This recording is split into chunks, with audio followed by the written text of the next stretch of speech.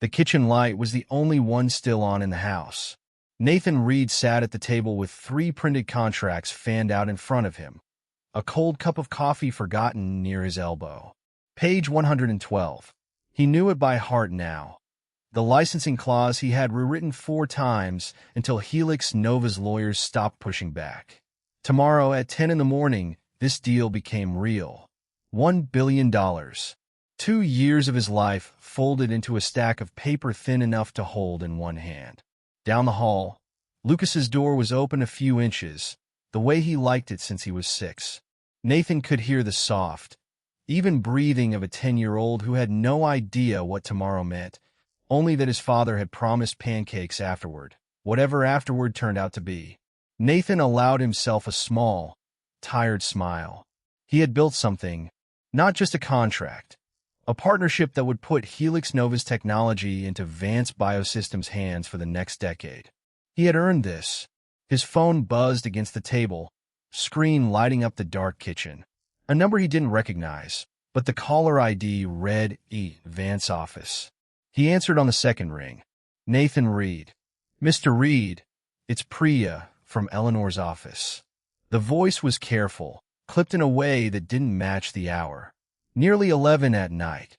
I'm sorry to call so late. Eleanor wanted me to let you know there have been some adjustments to tomorrow's ceremony. Nothing you need to worry about tonight. What kind of adjustments?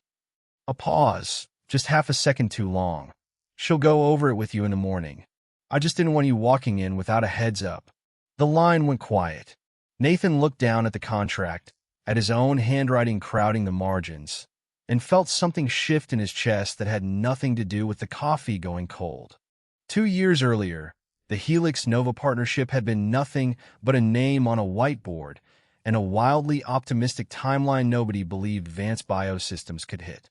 Nathan had believed it. He'd spent that first winter flying to Geneva 4 times in 6 weeks, sitting across from Helix Nova's technical committee while they picked apart every clause of the licensing framework. Eleanor Vance had attended exactly one of those meetings. She'd stayed for the opening remarks, posed for photos with the Helix Nova board, and left before the real negotiations began. That became the pattern. While Nathan untangled disputes over intellectual property carve-outs at midnight calls with lawyers in 3 time zones, Eleanor was on stages, biotech summits, investor galas, magazine covers that called her the woman rewriting the future of medicine. She was good at that part, genuinely gifted at making a room believe in her vision. Nathan told himself it didn't matter who stood at the podium, as long as the work got done. He had a mortgage, a son who needed braces next year, and a wife who was no longer there to help carry any of it. Stability wasn't a luxury for him. It was the whole plan. So when Eleanor introduced him at company meetings as part of the deal team, instead of the person who'd build it clause by clause, he let it go. When she took credit in an interview for personally shaping the technology transfer terms he'd spent 11 months negotiating, he closed the laptop and didn't say anything. He kept a private ledger instead, not of money, but of moments. Every all-nighter, every crisis he'd defused, every time Sophia Lawrence's team had called him directly because they trusted his word over anyone else's at Vance Biosystems. Once the deal closes, he told himself, driving home from another meeting Eleanor hadn't bothered to attend, it will matter. They'll see what actually happened. He believed that the way people believe things they need to be true. He had no idea how soon he'd find out whether it was. The conference room on the 40th floor caught the morning light in a way that made everything look inevitable, like the deal had already happened, and this was simply the ceremony confirming it. Glass walls. A long table set with 2 neat rows of folders. A single camera crew near the window, waiting. Nathan arrived early, the way he always did before something important. He shook hands with the Vance legal team, checked that the final signature pages matched the version he'd sent the night before, and found his seat near the middle of the table. Not at the head, but close enough to matter. At 9:55, Sophia Loren walked in with Daniel Cross a half-step behind her, both of them moving with the unhurried confidence of people who had already decided the meeting would go their way. Sophia caught Nathan's eye across the room and gave him a small, genuine nod. 2 years of trust in that single gesture. Eleanor entered last, the way she always did, and the room adjusted around her the way rooms did. She didn't sit right away. She stood at the head of the table, hands resting lightly on the back of her chair, and began speaking before the cameras had even fully settled. 2 years ago, I had a vision, she said, her voice warm and practiced. A vision of what partnership could look like when two companies trust each other enough to build something neither could build alone. Nathan felt his stomach tighten. She thanked her leadership team. She described her instincts during the hardest negotiations. She never once said his name. Across the table, Daniel Cross glanced down at his folder, then back up at Nathan, a look that seemed to ask a question Nathan didn't yet have the words to answer. Eleanor's speech wound down toward its close, and Nathan allowed himself to relax slightly, waiting for the moment she'd turn the floor over to him to walk through the technical framework, the way they'd planned for weeks. That moment never came. Before we move to signatures, Eleanor said instead, I want to make a small adjustment to how we finalize this partnership going forward. She looked at Nathan directly for the first time since entering the room. Nathan, I want to thank you for your contributions to this process. But given the scope of what comes next, the scale of implementation, the visibility this deal will require, I think it's best if we bring in someone with a broader leadership mandate to carry this forward. The room went very still. Nathan heard his own pulse before he understood the words. Richard will be taking over from here, Eleanor continued, gesturing toward the sofa seated near the far end of the table, a man who hadn't attended a single negotiation session in 2 years. I think you'll all agree he brings the executive presence this partnership deserves. Nathan stood slowly, not because he decided to, but because his body needed to do something with the disbelief moving through it. After 2 years, he said quietly, you're really doing this now? Today? Eleanor's expression didn't change. No employee is bigger than the company, Nathan. I'd think you of all people would understand that.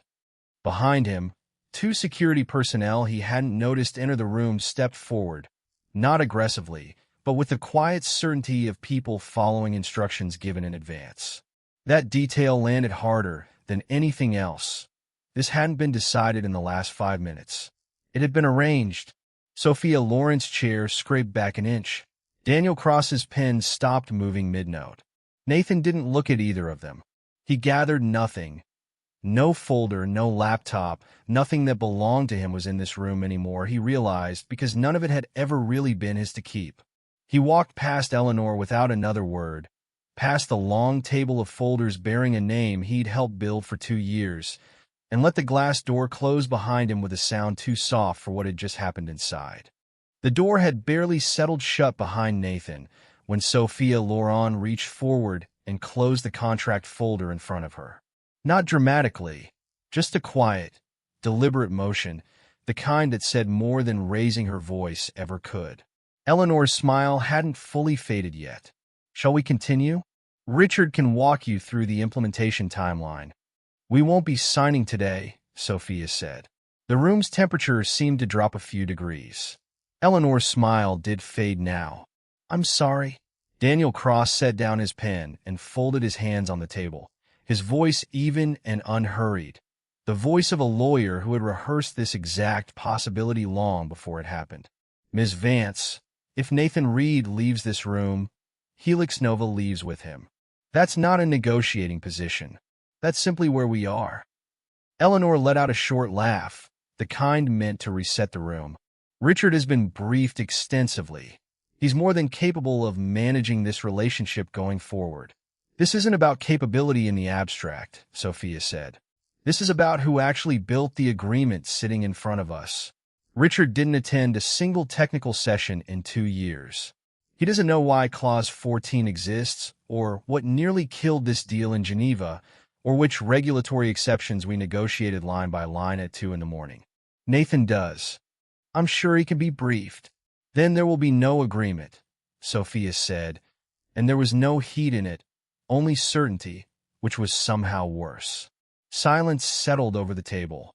Somewhere behind Eleanor, one of the junior Vance executives shifted in his seat, suddenly very interested in his own folder.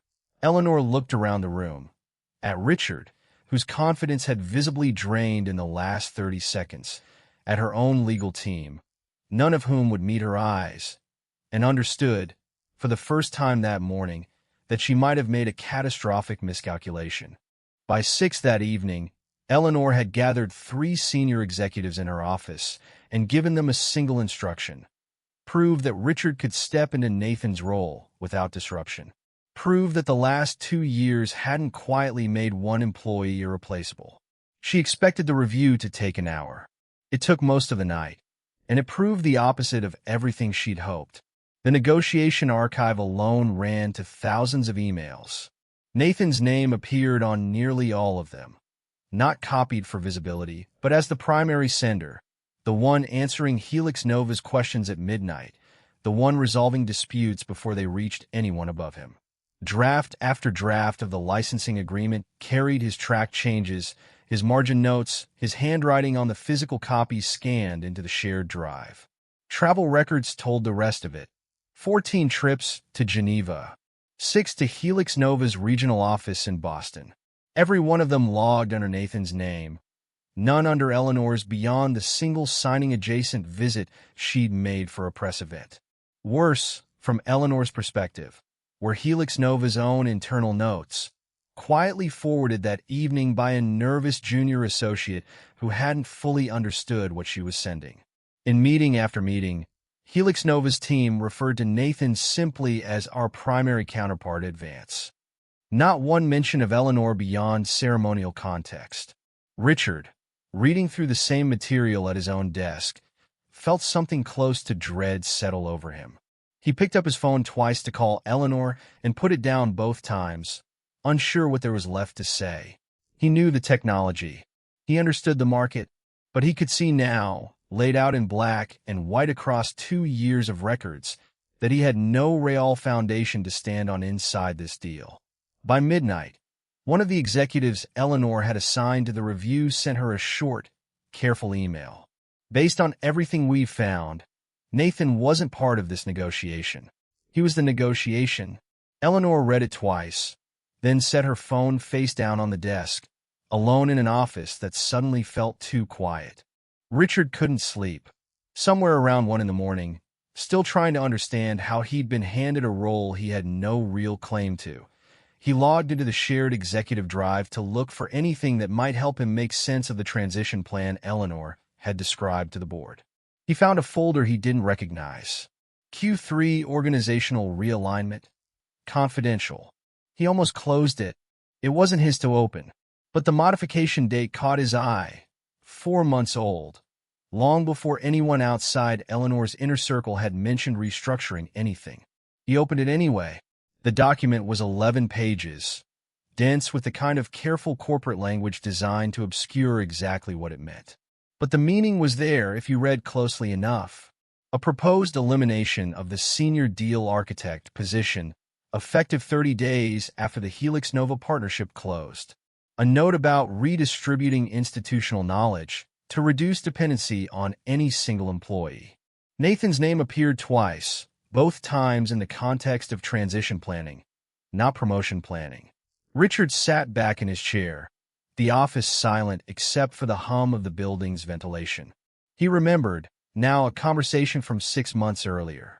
Eleanor telling Nathan, in front of 2 other executives, that his work on Helix Nova would be recognized appropriately once the deal closed. Richard had assumed that meant a promotion. Everyone had assumed that. It hadn't meant that at all. It had meant the opposite. The public humiliation this morning. The security, the abrupt announcement, the practiced calm in Eleanor's voice. None of it had been a decision made in anger or under pressure. It had been the final scheduled step of a plan authorized months before the signing ever took place. Nathan had spent 2 years building something the company had already decided to take from him the moment it stopped needing him to build it. Richard read the document a 3rd time, hoping he'd misunderstood it. He hadn't. He thought about the 2 of them in negotiations together, years of long nights, and about Nathan mentioning once, almost in passing, that he was doing all of this so his son would never have to worry about anything. Richard closed the laptop, but he didn't move for a long time afterward, sitting in the dark with the quiet, uncomfortable certainty that he now knew something Nathan didn't, and that it changed everything. The letter arrived on Helix Nova letterhead at 9 the next morning, addressed to Eleanor and copied to the full Vance Biosystems board. Daniel Cross had written it himself, and it read with the same unhurried precision he'd used in the conference room. Helix Nova International would proceed with the partnership under one condition: Nathan Reed reinstated as strategic lead, with full authority and formal recognition of his role, confirmed in writing within 72 hours. Absent that confirmation, the letter stated plainly, Helix Nova would consider the agreement terminated. Eleanor read it standing in her office, then read it again sitting down. 72 hours felt both impossibly short and, to her, entirely unnecessary.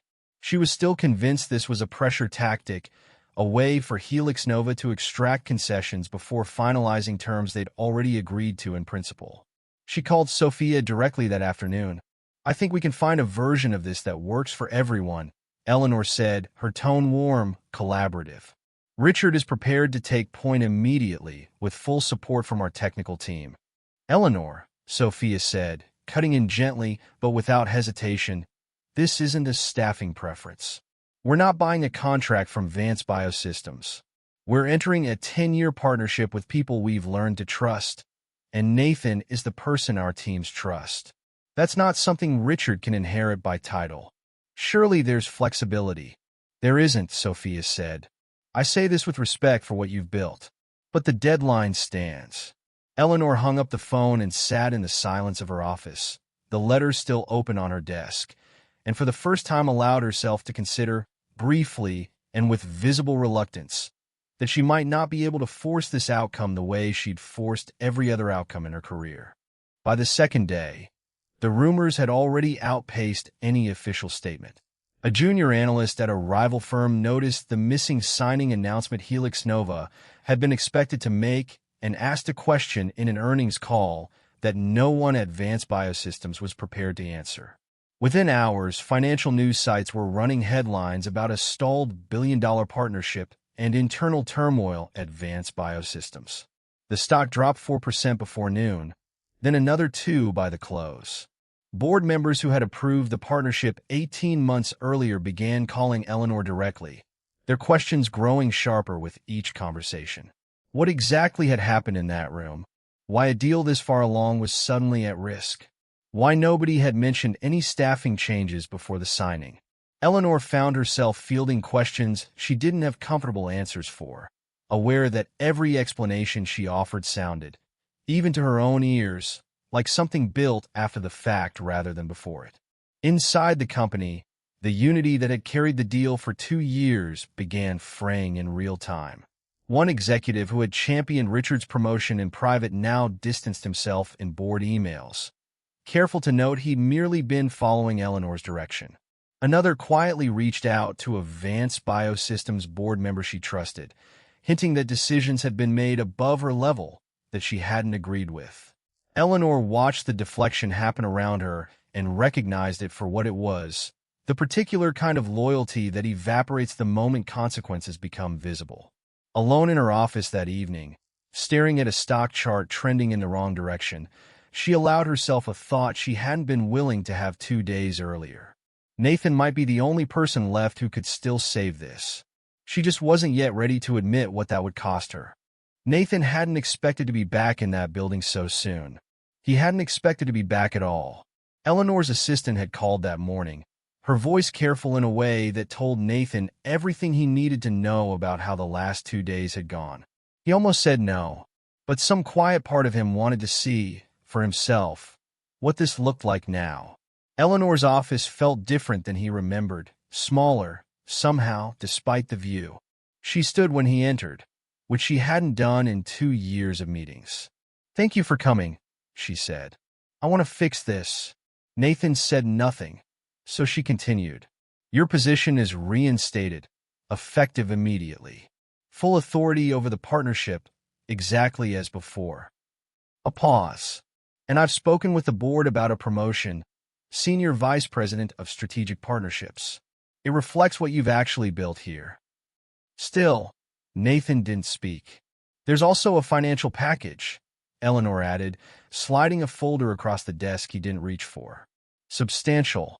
More than fair, given everything. The office was quiet except for the faint hum of the city outside the glass. We can move past what happened, Eleanor said. I think we both want what's best for the company. Nathan finally looked at her directly. If I had been worth respecting yesterday, he said, why did you only decide I was valuable after the billion-dollar deal started disappearing? Eleanor opened her mouth, then closed it. She had no version of an answer that didn't confirm exactly what he just said. I spent 2 years protecting this company's interests, Nathan continued, his voice steady, without anger in it. I'm not going to spend another day protecting people who only remembered I existed once there was something to lose. He stood, leaving the folder untouched on her desk. I hope the deal works out, he said, and meant it in the strange way you can still wish well for something you're walking away from. Then he left the office for the second time in a week, this time on his own terms. The emergency board meeting convened on the top floor 3 days later, the same conference room where the signing was supposed to have happened. This time, the folders on the table held something different. Nathan sat near the back, not as an employee, but at the board's own request, a witness to explain, if needed, what exactly Vance Biosystems stood to lose. Daniel Cross sat beside him, representing Helix Nova's position for the record. The chairman, a measured man named Walter Griggs who had served on the board for 11 years, opened the meeting without preamble. We're here because a billion-dollar partnership is now in jeopardy, and this board wants to understand exactly how that happened. Daniel spoke first, laying out the negotiation archive plainly.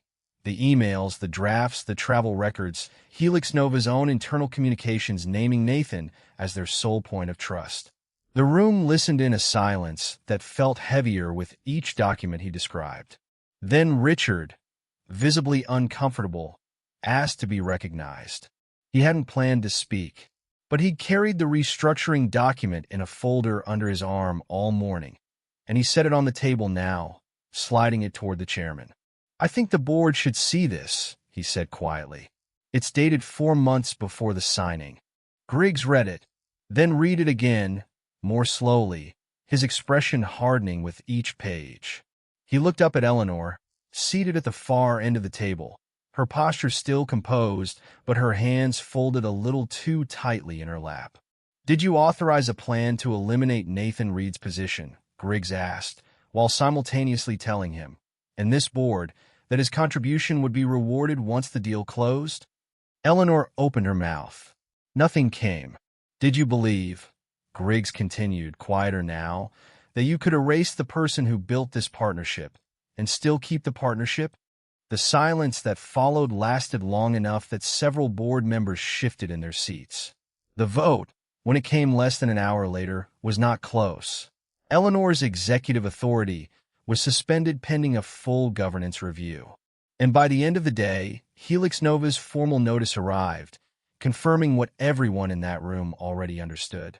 The billion-dollar partnership was dead, not because of technology or economics or a flawed contract. It had collapsed because a person had been treated as disposable. News of the board's decision reached Nathan by early evening, relayed in a brief, almost apologetic call from someone in HR he barely knew. He listened, thanked her, and hung up without any of the satisfaction he might have expected to feel. He didn't feel like celebrating. He felt tired in the particular way that comes after carrying something heavy for a long time and finally being allowed to set it down. Lucas found him sitting on the back steps that evening, staring at nothing in particular. Did the bad thing get fixed? He asked, because that was how Nathan had explained it to him, simply without the details a 10-year-old didn't need. Something like that, Nathan said, and pulled him into a hug that lasted a little longer than usual. He had no interest in watching Vance Biosystems burn. He didn't call reporters. He didn't gloat to former colleagues who reached out, some now suddenly eager to reconnect. He simply signed the settlement his lawyer negotiated, fair if not exactly generous, and began thinking for the first time in 2 years about what he actually wanted. 3 weeks later, he registered Meridian Strategic Advisory, a small consultancy built around the one thing no company could take from him: 2 decades of knowing exactly how complex biotechnology partnerships actually got built, clause by clause, dispute by dispute. He half expected to spend months finding his footing. Instead, the call started almost immediately. A former Helix Nova contact reaching out quietly to ask if he'd consider advisory work. A mid-sized biotech firm in Austin, needing someone to untangle a licensing dispute nobody internally understood well enough to fix. Even a competitor of Vance Biosystems, careful not to mention the obvious reason they trusted him. Nathan hadn't set out to prove anything to Eleanor. He hadn't needed to. The work itself was doing that quietly, one client at a time, building something that belonged entirely to him, the way nothing at Vance Biosystems ever really had. A year almost to the week after the signing that never happened, Nathan sat in a much smaller conference room, in an office building with his own company's name on the directory downstairs. No press waited outside. No security stood by the door. Just a table, 2 laptops, and a pot of coffee neither of them had gotten around to pouring. Sophia Loren sat across from him, the same steady presence he remembered from 2 years of negotiations, though the dynamic between them had shifted entirely. She wasn't here representing Helix Nova's interests against Vance Biosystems anymore. She was here because, when her board asked who could structure their next major biotechnology partnership, her answer had been immediate. "I have to say," Sophia said, glancing around the modest office, "I like this version of you a lot more than the one who used to apologize for asking for a bigger conference room." Nathan smiled. "I don't apologize for much these days." They spent the next 2 hours the way they always had, carefully, honestly, working through the parts of the agreement that mattered most, neither of them performing for anyone else in the room, because there was no one else in the room. By the time Sophia signed, the structure in front of them represented a partnership larger than the one that had collapsed a year earlier. Built without the politics, the stolen credit, or the quiet betrayal buried underneath the last one. She set down the pen and looked at him. "For what it's worth, Nathan, this always should have been yours to build. Just maybe not the way it happened." "It happened the way it needed to," Nathan said, and found, somewhat to his own surprise, that he meant it. Outside the window, the city looked almost exactly like it had a year ago, from a much higher floor, in a room that had promised him everything and given him nothing. This one had given him more. Nathan called Lucas from the car before he'd even reached the parking garage elevator, unable to wait until he got home. "Hey, buddy, guess what happened? Did you win?" Lucas asked, the way he always asked, direct and unguarded in a way only a 10-year-old could manage. Nathan thought about that for a moment, watching the late afternoon light move across the windshield. "I didn't win by making someone else lose," he said. "I won by finally realizing what my work was worth." Lucas considered this with the seriousness he brought to most things lately. "So, that's a yes?" Nathan laughed, really laughed, for what felt like the first time in longer than a year. "Yeah, bud, that's a yes." When he got home, Lucas was already at the door, having heard the car in the driveway, still in his soccer cleats from practice. He didn't ask for details. He just wrapped his arms around Nathan's waist the way he had since he was small, and Nathan set down his briefcase to hug him back properly, staying there a moment longer than the day strictly required. Later that night, after Lucas had gone to bed, Nathan sat at his desk with 2 documents in front of him. The first was a copy of the original agreement, the one that had promised him everything and then tried to erase him from it. The second was the contract Sophia had signed that afternoon, bearing his own company's name. He looked at them side by side for a long time. The first one had taught him something he hadn't wanted to learn, that a company could take your work, your years, even the credit for what you'd built, and still convince itself it had lost nothing when you finally walked away. The second one taught him what the first one couldn't. A company could own a contract. It could own an office, a title, even the story it told about itself in press releases and quarterly reports.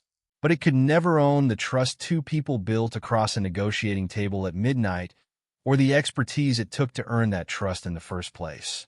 That belonged to him. It always had. Nathan turned off the desk lamp, and for the first time in longer than he could remember, went to sleep without carrying tomorrow's worries into it.